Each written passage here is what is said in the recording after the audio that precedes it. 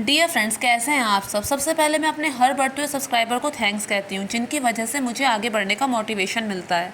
Friends, जैसा कि हम सभी लोग जानते हैं कि चैत्र मास के शुक्ल पक्ष की पूर्णिमा तिथि को हनुमान जयंती मनाई जाती है। और जो लोग भी सनातन धर्म से जुड़े हैं उन्हें हनुमान जयंती ज़रूर मनानी चाहिए, और उन्हें इस बात का पता भी होना चाहिए कि हनुमान जयंती कब है। इसे और दिनों की तरह ऐसे ही नहीं बिता देना चाहिए।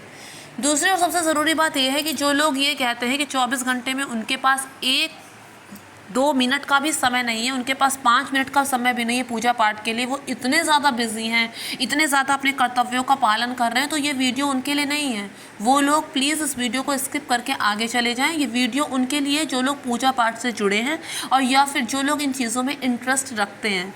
तो अब मैं अपने वीडियो को और आगे बढ़ाती हूँ। हनुमान जी के जन्म की एक बहुत ही रोचक कथा है। ऐसा कहा जाता है कि माता अंजना भी पुत्र की प्राप्ति के लिए भगवान शिव की खूब श्रद्धा और विश्वास से पूजा करती थी और रोज सूर्य को जल भी चढ़ाया करती थी।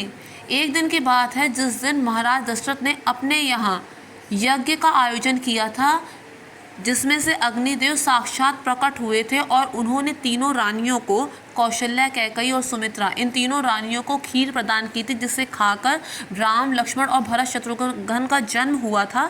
उसी खीर का कुछ अंश एक पक्षी अपनी चोंच में दबा के माता अंजना के आंचल में गिरा दिया था और उसी खीर को खाकर उन्हें भगवान शिव का प्रसाद समझकर माता अंजना ने उस खीर को ग्रहण किया था और उसी खीर को खाकर हनुमान जी का जन्म हुआ था। तो यही वजह है कि भगवान राम ने ऐसा भी कहा है कि जिस तरह मुझे भरत प्रिय है, हनुमान तुम भी मुझे उसी तरह प्रिय हो। तो एक तरह से हनुमान जी भगवान राम के भाई भी हुए। भगवान राम के परम भक्त थे हनुमान जी, और उन्होंने अपना पूरा जीवन सिर्फ भगवान राम की सेवा में ही निकाल दिया। वो अपने हृदय से बहुत ही उदार थे।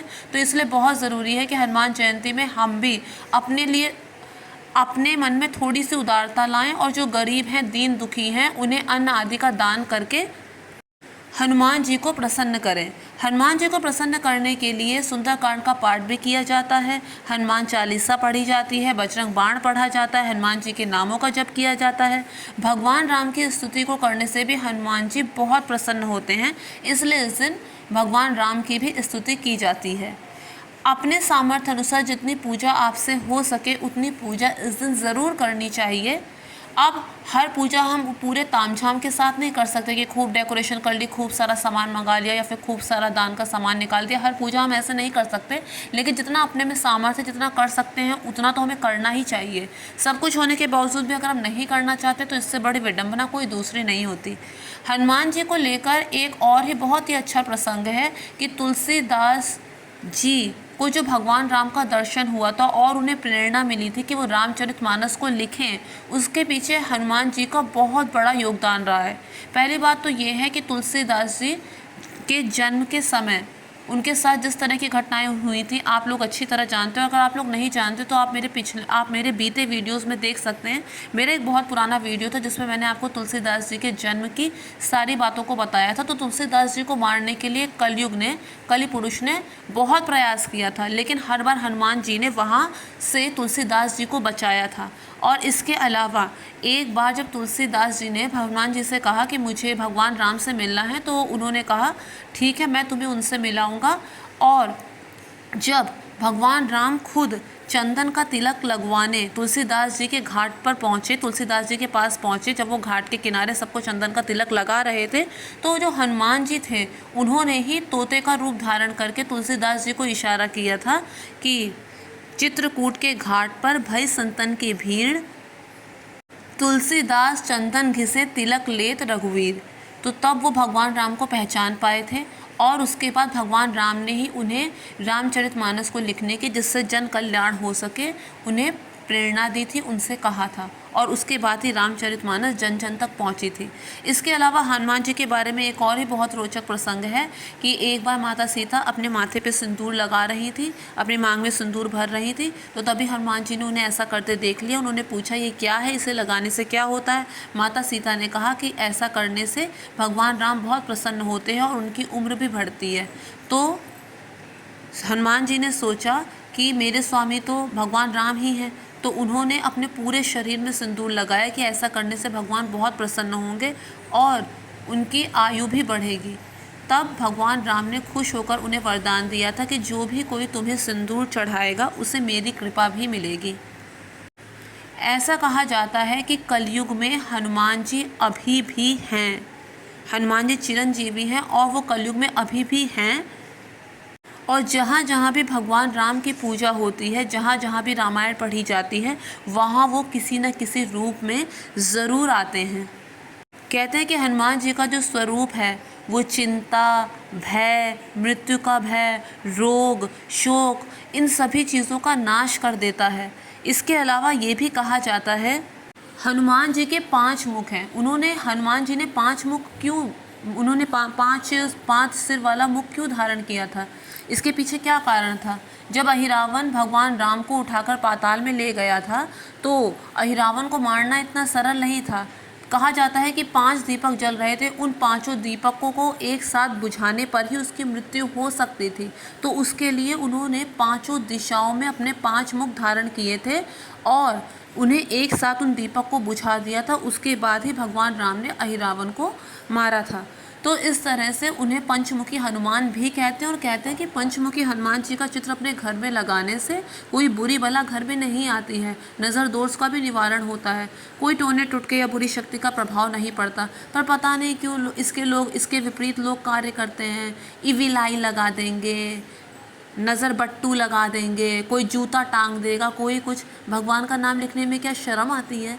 तो चलिए अब मैं अपने वीडियो को और आगे बढ़ाती हूँ। फ्रेंड्स, ऐसा कहा जाता है कि हनुमान जी को प्रसन्न करने के लिए लोग बूंदी का भोग लगाते हैं, लोग लड्डू का भोग लगाते हैं, मीठे का कुछ भी भोग लगाया जा सकता है। बाकी जो है भगवान श्रद्धा देखते हैं, जिसके पास जो है उस चीज़ का वो भगवान को भोग लगा सकता है। लेकिन भोग ज़रूर लगाना चाहिए इस दिन अगर आप पूजा कर रहे हैं तो। और हनुमान जयंती पर पूजा जरूर करनी चाहिए। वैसे भी इस बार हनुमान जयंती मंगलवार के दिन पड़ रही है, तो मंगलवार के दिन जो पड़ रही है तो ये और भी ज़्यादा शुभ है।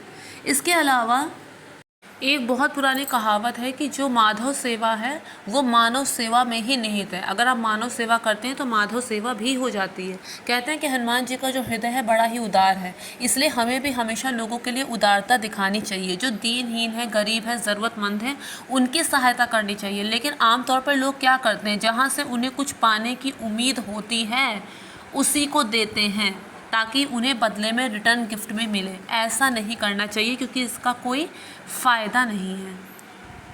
सुंदरकांड में एक बहुत ही उत्तम प्रसंग था।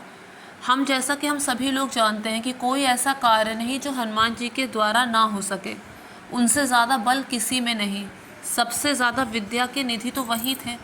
और ऐसा कोई गुण नहीं जो उनमें ना हो, लेकिन उसके बावजूद उन्होंने क्या कहा था, कहो कवन में परम कुलीना, कपि चंचल सभी विधीना। यानी हनुमान जी को कभी भी अपने ऊपर अहंकार नहीं हुआ। ऐसा कहा जाता है कि जो वृक्ष फल से लदे हुए होते हैं हमेशा वही झुकते हैं। और कहा भी तो जाता है कि झुकता वही है जिसमें जान होती है। अकड़ तो मुर्दों की पहचान होती है। आंधियाँ सर पटक कर रह गई, लेकिन बच गए वो पेड़ जिनमें झुकने का हुनर था। किसी भी ऊंचाई पर हमें पहुंचना हो, ऊंचे शिखर पर हमें पहुंचना हो तो हमें झुकना पड़ेगा। तो इसके अलावा हनुमान जी ने जब वापस आकर राम जी को बताया था कि उन्होंने लंका में आग लगा दी है और ये सब कुछ उन्होंने जब बताया था हनुमान जी ने राम जी को, तो उन्होंने इसके बाद ये एक बात ज़रूर कही थी। उन्होंने कहा था कि सब तो प्रताप रघुराई, नाथ न कछु मोरी प्रभुताई, कि ये सब तो तुम्हारे ही प्रताप से संभव हुआ, जिस पर तुम कृपा कर दो उसके लिए तो कुछ भी असंभव नहीं है, इसमें मेरी कोई बड़ाई नहीं है। तो फ्रेंड्स, ये सब कुछ ऐसी चीज़ें हैं जो हमें भी अपने जीवन में उतारनी चाहिए, ऐसा रामचरितमानस हमें कहती है। बाकी हर इंसान अपनी मर्ज़ी का मालिक है, उसे जैसा अच्छा लगे वैसा कार्य करना चाहिए। हाँ, लेकिन एक बात अपने जहन में ज़रूर रखनी चाहिए कि एक दिन इंसान को मरना है और मरने के बाद ईश्वर को मुंह दिखाना है, और उस समय वो उनके प्रश्नों का क्या उत्तर देगा, क्या कहेगा, क्या स्पष्टीकरण देगा, इस बारे में ज़रूर सोच लेना चाहिए। क्योंकि वहाँ पर कोई पक्ष लेने नहीं आएगा और ना ही वहाँ पर कोई पक्षपात होगा।